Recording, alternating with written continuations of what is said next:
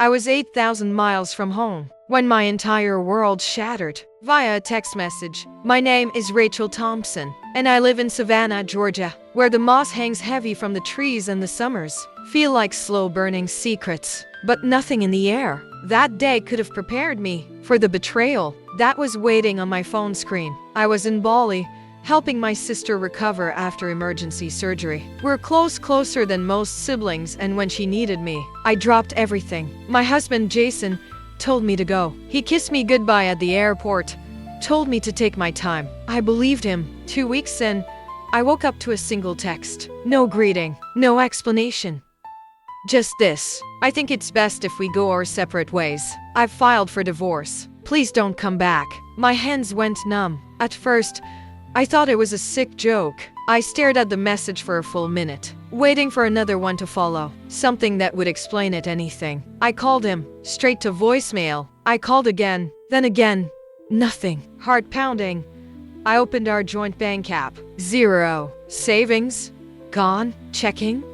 Wiped clean. Even the emergency fund emptied. Panic turned into disbelief. I called my best friend back in Savannah, Maya, and begged her to drive by our house. An hour later, she FaceTimed me, her eyes wide. "Rachel," she whispered, panning the camera. "There's a woman here, blonde, half-dressed.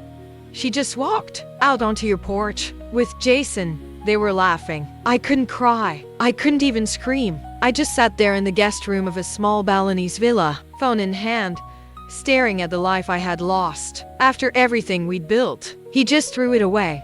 For her. My stomach twisted, but I knew one thing: I wouldn't give him the satisfaction of seeing me fall apart. I stared at his message again, that cold little paragraph that had ended our 10-year marriage, and I typed back, "Okay." That was it. No begging, no anger, just okay, because I had a plan. And by the time he realized what I was really doing, it would be far too late. For the next few days, Jason acted like he was the one who had won, like he was some kind of hero in his own twisted narrative. I was in Bali, but I could see it all through his social media. He'd posted pictures of himself with her, Sarah, the blonde woman he had moved into our home. They were everywhere, at fancy restaurants, at the beach, laughing like nothing mattered. He tagged her in every single one of those posts, like he wanted the world to know that he was free, that we were done. His texts to me had stopped, but I couldn't get his smug smile out of my mind. Every time he posted a new picture, I felt like I was being punched in the gut. I tried not to check his Instagram,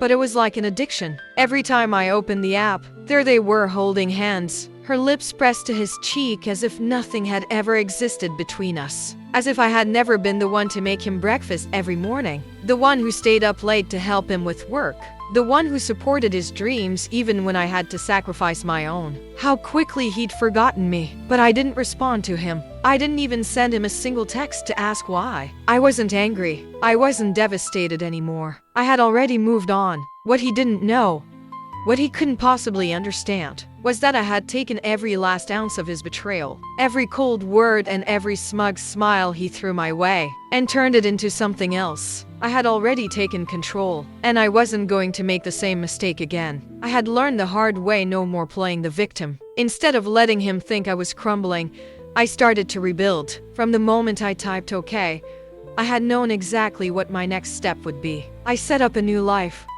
a new plan. I didn't need his money, his approval, or his pity. I had something much more powerful now: myself. Every post from him, every story with Sarah, made me more determined to show him what true freedom looked like. He had made his choice, and now it was my turn. By the time he realized the depth of his mistake, I'd already been steps ahead. It was only a matter of time before his little game would catch up with him, and he would regret it so much. Days turned into weeks, and I could feel the distance between us growing, like an ocean pulling us farther apart. Jason thought he had won. He thought Sarah, his knew everything, was the answer to all his problems. He thought that by kicking me out of our shared life, he was the one who would walk away unscathed. But the thing about people like Jason, they're so wrapped up in their own lies, they forget there are always cracks in the facade. And those cracks, they had already started to show. I wasn't making any sudden moves, not yet. I needed time to let things settle. Jason and Sarah were living in my house now. Our house. But I wasn't in any rush to get revenge, at least. Not the way he might have expected. I was being patient. And what Jason didn't know was that patience was going to be his undoing. While he was posting picture after picture of his so-called perfect life, I had been silently, carefully digging up information.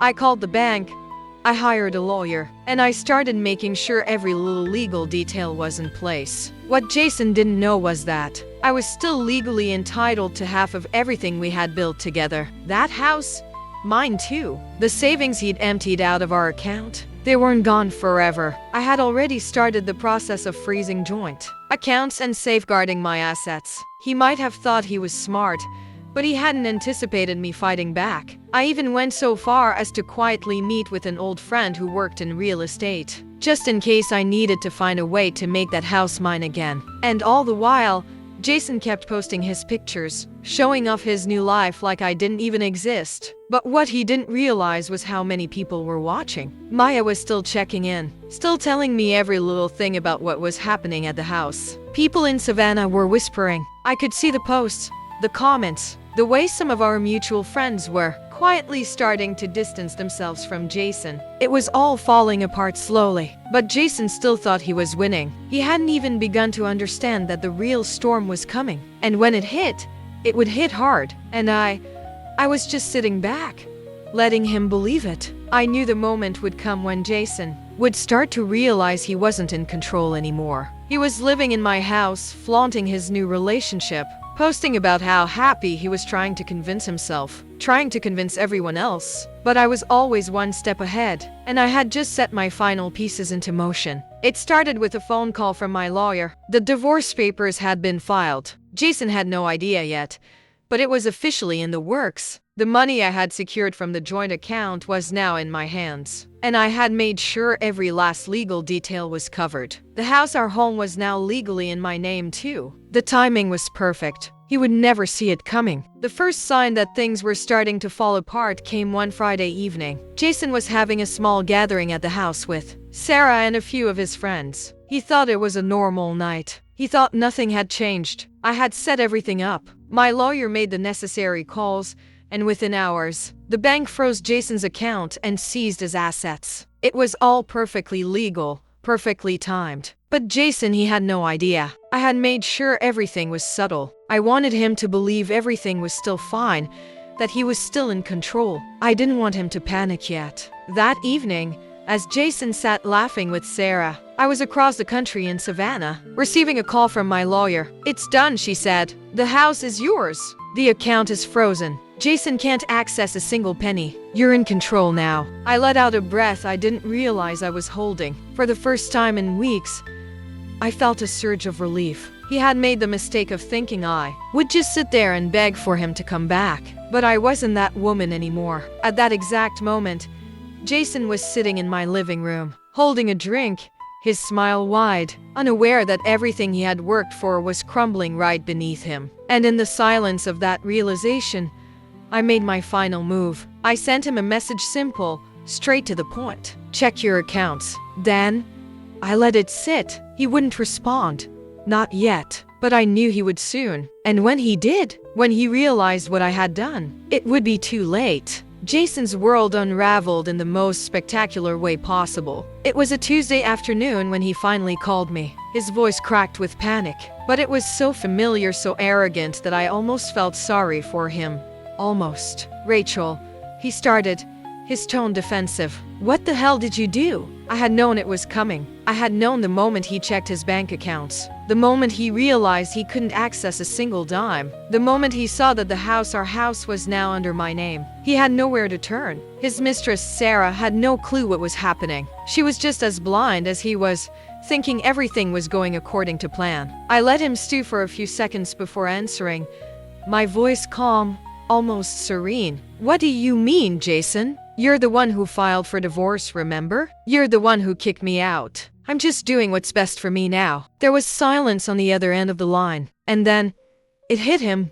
He knew. The realization slowly crept into his voice. You didn't really freeze everything, did you? You didn't take the house." I smiled into the phone. He was so full of himself, so sure that he had won. It was almost painful to hear him now, desperate, scrambling for control. I did, I said softly, and you're welcome. I saved you from yourself. You never would have learned how to stand on your own. You would have kept running from your mess. There was a pause. Jason's breath came out in short, panicked gasps. You can't do this, Rachel. This isn't fair. I let out a small laugh, a sound that almost felt like a sigh of relief. Fair? Jason, you don't get to talk about fair. You left me with nothing, took everything, and then moved your mistress into our home. But here's the thing, Jason, I'm not the one who lost. That's when I heard the crack in his voice, the genuine fear that he was losing everything. But it was too late. He couldn't undo what had been done. The divorce was already in motion. The house was already mine.